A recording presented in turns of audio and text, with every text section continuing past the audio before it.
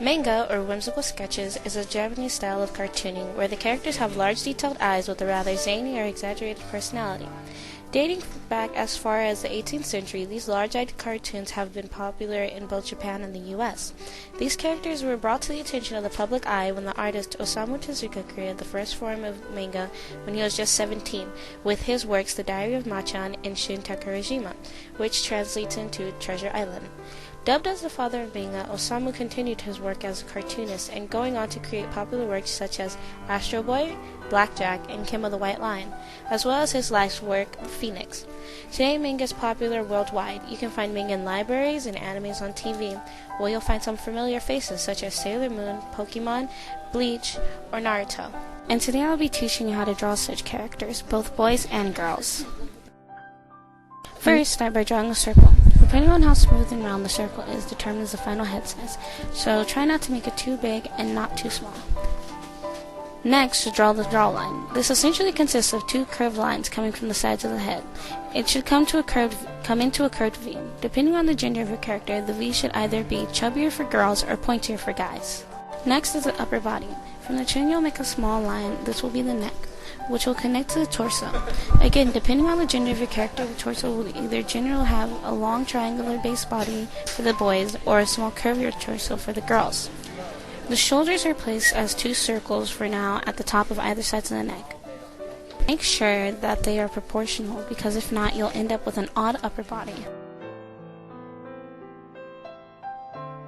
Then, make the arms. To do this, you have to connect the shoulder circles to the mid-circle, all the way down to the hands, or the outline for the hands at least.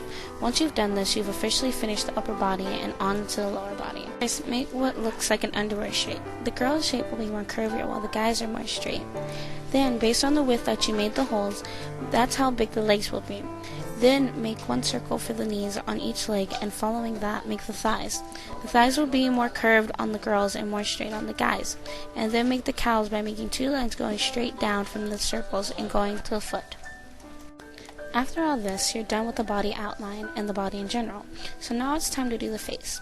First, start by making a light line down the middle of the face from the top of the head to the chin. This line will serve to be for your eyes so that they aren't too close to one another. Then draw a light circle on both sides of the line. The girl's eyes will be bigger and rounder, while the guys are slimmer and more like a sideways. Then make a curved line at the top and bottom of the circle. Make sure that the top curve is bigger and the bottom line is more of a line. Next, add the details to the eyes. Draw a small circle inside the eye and make sure it takes up at least half of the eye. Then draw a small pupil on white circle and then color in the back black.